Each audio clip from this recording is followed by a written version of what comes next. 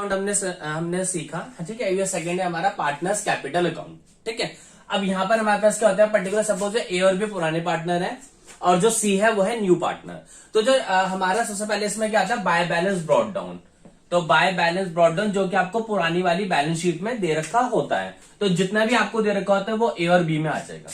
Is that clear? उसके बाद यहाँ पर आता है बाय बैंक अकाउंट। जो नया वाला पार्टनर अपनी जो कैपिटल लेकर के आता है वो उसके अकाउंट में आ जाती है, ठीक है बच्चों, इतना क्लियर है। उसके बाद होता है बाय गुडविल। बाय गुडविल ये वो होता है प्रीमियम ऑफ गुडविल, ठीक है। मैंने आपको समझाया था, मैं पूरा नहीं लिख रहा हूं यहाँ पे, प्रीमियम ऑफ गुडविल। तो यहाँ पे वो गुडविल आती है जो नया पार्टनर लेकर के आता है। अब नया पार्टनर जितने भी गुडविल लेकर के आएगा, लेकिन उसके लिए आपको सैक्रिफाइसिंग रेशियो को कैलकुलेट करना पड़ेगा। लेकिन अगर आपके पास न्यू रेशियो नहीं है, तो जब हमारे पास न्यू रेशियो नहीं होते तब पुराने ही हमारे पास सैक्रिफाइसिंग रेशियो, हम उसी को मानते हैं। तो जितने भी होंगे वो जो भी वो गुडविल उसका शेयर लेकर के आएगा वो ए और बी को आपस में बट जाएगा। जरूरी नहीं है कि ए और बी दोनों ही सैक्रिफाइस करें, हो सकता है केवल एक ही सैक्रिफाइस करे, एक कोई भी ना तो गेन करा ना सैक्रिफाइस करा, तो उसको कुछ नहीं मिलेगा। लेकिन अगर कोई पार्टनर गलती से गेन कर रहा है तो पूरे फर्म की गुडविल निकाल करके उसका शेयर निकाल करके वो भी निकाला जाएगा और ए को दिया जाएगा और उसकी कैपिटल से यहाँ पे सब्ट्रैक्ट किया जाएगा, इस तरफ पे वो आ जाएगी, ठीक है। ये तो गुडविल के वाले केस में होगा। बच्चों अगर आपको पुरानी बैलेंस शीट में अगर गुडविल दे रखी है तो आप उसको राइट ऑफ करोगे, यहाँ पे आप लिखोगे टू गुडविल और ये एग्जिस्टिंग गुडविल होगी बच्चों, जो हमारे पास ऑलरेडी हमारी पुरानी वाली बैलेंस शीट में और ये ओल्ड रेशो में बट जाएगी। अगर हमारे पास पुरानी वाली बैलेंस शीट में एडवर्टीजमेंट सस्पेंस है तो वो भी यहाँ पे ओल्ड रेशो में आ जाएंगे। अगर एसेट में प्रॉफिट एंड लॉस अकाउंट है, इट मीन्स लॉस, तो वो भी यहाँ पर आ जाएगा ओल्ड रेशो में। अगर लायबिलिटी साइड में आपके पास जनरल रिजर्व है तो वो यहाँ पर बढ़ जाएगा। अगर वर्कमैन कंपनसेशन रिजर्व है तो वो भी यहाँ पे बढ़ जाएगा। इन्वेस्टमेंट फ्लक्चुएशन रिजर्व है तो वो भी यहाँ पे बढ़ जाएगा, क्योंकि अनडिस्ट्रीब्यूटेड प्रॉफिट है, मैंने आप लोगों को बताया था, ठीक है। अगर प्रॉफिट एंड लॉस है यानी कि वो हमारा प्रॉफिट है तो वो भी यहाँ पर हमको बट जाएगा, पुराने पार्टनर को पुराने रेशो में मिल जाएगा। लेकिन अगर उसके ऊपर कोई एडजस्टमेंट ना हो तो सपोज हमारे पास एक एडजस्टमेंट आपको बता रहा हूँ, सपोज वर्कमैन कंपनसेशन रिजर्व हमारे पास पुरानी बैलेंस में 15,000 रुपए का है और अब हमें एडजस्टमेंट बोला कि there is a claim of ₹10,000 workman compensation reserve, तो वो 10,000 रुपए नहीं बटेगा, वो 10,000 रुपए कहां पर आएगा, बैलेंस शीट में लायबिलिटी साइड में, है ना। 15,000 है और 10,000 रुपए अभी भी क्लेम है, तो जो बचेगा 5,000 रुपए वो ही बटेगा इनको ओल्ड रेशो में। और ऐसा भी हो सकता है कि बैलेंस शीट में 10,000 रुपए रिजर्व है और क्लेम 15,000 का आ गया, तो वहां पे 5,000 रुपए का हमें और बनाना पड़ेगा, तो वो रिवैल्यूएशन के थ्रू बना लेंगे हम।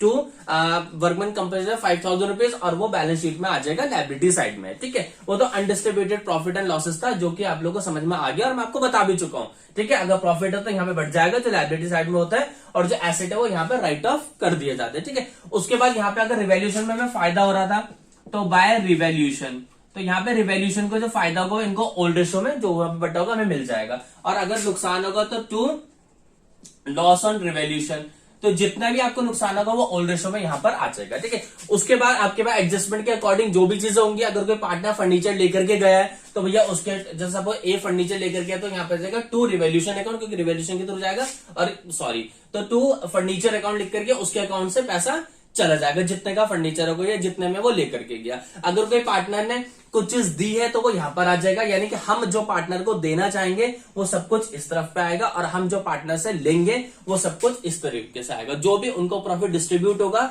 वो यहां पर आएगा, जो भी प्रॉफिट उनसे लिया जाएगा वो यहां पर आएगा। क्लास ये हमारी पार्टनर्स कैपिटल अकाउंट। उसके बाद यहाँ पे दोनों का टोटल करके, सपोज ए का टोटल करा, यहाँ पे टोटल करा, उसके बाद यहाँ पे टोटल इन दोनों को प्लस करके इसमें से माइनस करके जैसे आप कैरी डाउन निकालते हो वैसे ही आप निकालोगे कैरी डाउन, और ये दोनों में कैरी डाउन हो जाएगा। अगर नया पार्टनर कभी कभी गुडविल नहीं लेकर के आता तो हम उसका शेयर गुडविल का कैलकुलेट करते हैं और इनको एज इट इज देते हैं जैसे हम देते थे, और उसके अकाउंट से हम यहाँ पे निकाल लेते हैं व्हेन कैपिटल्स आर फ्लक्चुएटिंग। अगर कैपिटल फिक्स होती है तो फिर करंट अकाउंट से डील करना पड़ता है, ठीक है।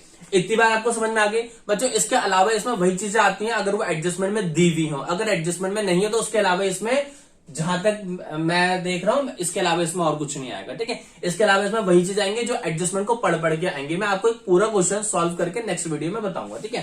Thank you class. अकाउंट हमने सीखा, ठीक है। ये सेकंड है हमारा पार्टनर्स कैपिटल अकाउंट, ठीक है। अब यहाँ पर हमारे पास क्या होता है, पर्टिकुलर सपोज ए और बी पुराने पार्टनर है और जो सी है वो है न्यू पार्टनर। तो जो हमारा सबसे पहले इसमें क्या आता है, बाय बैलेंस ब्रॉट डाउन। तो बाय बैलेंस ब्रॉट डाउन जो कि आपको पुरानी वाली बैलेंस शीट में दे रखा होता है, तो जितना भी आपको दे रखा होता है वो ए और बी में आ जाएगा। Is that clear? उसके बाद यहां पर आता है बाय बैंक अकाउंट। जो नया वाला पार्टनर अपनी जो कैपिटल लेकर के आता है वो उसके अकाउंट में आ जाती है। ठीक है बच्चों, इतना क्लियर है? उसके बाद होता है बाय गुडविल। बाय गुडविल ये वो होता है प्रीमियम ऑफ गुडविल। ठीक है, मैंने आपको समझाया था, मैं पूरा पूरा नहीं लिख रहा हूं यहाँ पे। प्रीमियम ऑफ गुडविल, तो यहाँ पे वो गुडविल आती है जो नया पार्टनर लेकर के आता है। अब नया पार्टनर जितने भी गुडविल लेकर के आएगा, लेकिन उसके लिए आपको सैक्रिफाइसिंग रेशियो को कैलकुलेट करना पड़ेगा।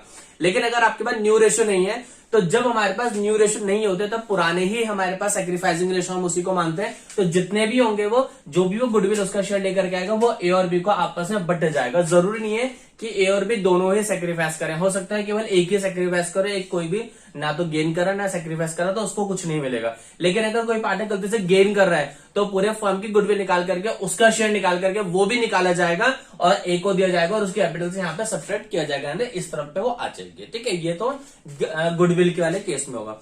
बच्चों अगर आपको पुरानी बैलेंस शीट में अगर गुडविल दे रखी है तो आप उसको राइट ऑफ करोगे, यहाँ पे आप लिखोगे टू गुडविल, और ये एग्जिस्टिंग गुडविल होगी बच्चों, जो हमारे पास ऑलरेडी हमारी पुरानी वाली बैलेंस शीट में, और ये ओल्ड रेशो में बट जाएगी।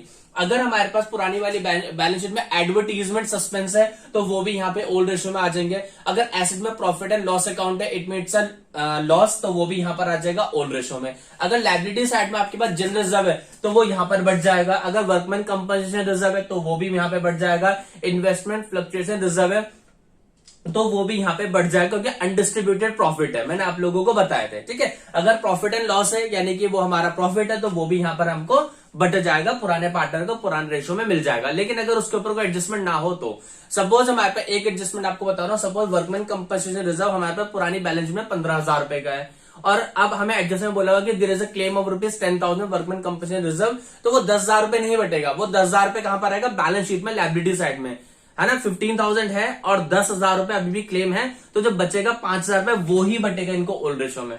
और ऐसा भी हो सकता है कि बैलेंस शीट में 10,000 रुपए रिजर्व है और क्लेम 15,000 का आ गया, तो वहां पे 5,000 रुपए का हमें और बनाना पड़ेगा, तो वो रिवैल्यूएशन के थ्रू बना लेंगे हम टू वर्कमैन कंपनसेशन 5,000 रुपीज, और वो बैलेंस शीट में आ जाएगा लायबिलिटी साइड में। ठीक है, वो तो अनडिस्ट्रीब्यूटेड प्रॉफिट एंड लॉसेस था, जो कि आप लोगों को समझ में आ गया और मैं आपको बता भी चुका हूं। ठीक है, अगर प्रॉफिट है तो यहाँ पे बढ़ जाएगा जो लायबिलिटी साइड में होता है, और जो एसेट है वो यहाँ पे राइट ऑफ कर दिए जाते हैं। ठीक है, उसके बाद यहाँ पे अगर रिवैल्यूएशन में हमें फायदा हो रहा था तो बाय रिवैल्यूएशन, तो यहाँ पे रिवैल्यूएशन को जो फायदा होगा इनको ओल्ड रेशो में जो बटा होगा हमें मिल जाएगा। और अगर नुकसान होगा तो टू लॉस ऑन रिवैल्यूएशन, तो जितना भी आपको नुकसान होगा वो ओल्ड रेशो में यहाँ पर आ जाएगा। ठीक है, उसके बाद आपके पास एडजस्टमेंट के अकॉर्डिंग जो भी चीजें होंगी, अगर कोई पार्टनर फर्नीचर लेकर के गया है तो भैया उसके जैसे सपोज ए फर्नीचर लेकर गया तो यहाँ पर जाएगा टू रिवैल्यूएशन अकाउंट, क्योंकि रिवैल्यूएशन के थ्रू जाएगा, और सॉरी तो टू फर्नीचर अकाउंट लिख करके उसके अकाउंट से पैसा चला जाएगा, जितने का फर्नीचर हो या जितने में वो लेकर के गया। अगर कोई पार्टनर ने कुछ चीज दी है तो वो यहाँ पर आ जाएगा, यानी कि हम जो पार्टनर को देना चाहेंगे वो सब कुछ इस तरफ पे आएगा, और हम जो पार्टनर से लेंगे वो सब कुछ इस तरीके से आएगा। जो भी उनको प्रॉफिट डिस्ट्रीब्यूट होगा वो यहाँ पर आएगा, जो भी प्रॉफिट उनसे लिया जाएगा वो यहाँ पर आएगा। क्लास ये हमारी पार्टनर्स कैपिटल अकाउंट। उसके बाद यहाँ पे दोनों का टोटल करके, सपोज ए का टोटल करा, यहाँ पे टोटल करा, उसके बाद यहाँ पे टोटल इन दोनों को प्लस करके इसमें से माइनस करके जैसा आप कैरी डाउन निकालते हो वैसे ही आप निकालोगे कैरी डाउन, और ये दोनों में कैरी डाउन हो जाएगा। अगर नया पार्टनर कभी कभी गुडविल नहीं लेकर के आता तो हम उसका शेयर गुडविल का कैलकुलेट करते हैं और इनको एज इट इज देते हैं जैसे हम देते थे, और उसके अकाउंट से हम यहाँ पे निकाल लेते हैं व्हेन कैपिटल्स आर फ्लक्चुएटिंग। अगर कैपिटल फिक्स होती है तो फिर करंट अकाउंट से डील करना पड़ता है। ठीक है, इतनी बार आपको समझ में आ गई बच्चों। इसके अलावा इसमें वही चीजें आती हैं अगर वो एडजस्टमेंट में दी हुई हो, अगर एडजस्टमेंट में नहीं है तो उसके अलावा इसमें, जहां तक मैं देख रहा हूं, इसके अलावा इसमें और कुछ नहीं आएगा। ठीक है, इसके अलावा इसमें वही चीज आएंगे जो एडजस्टमेंट को पढ़ के आएंगे। मैं आपको एक पूरा क्वेश्चन सॉल्व करके नेक्स्ट वीडियो में बताऊंगा। ठीक है, थैंक यू क्लास।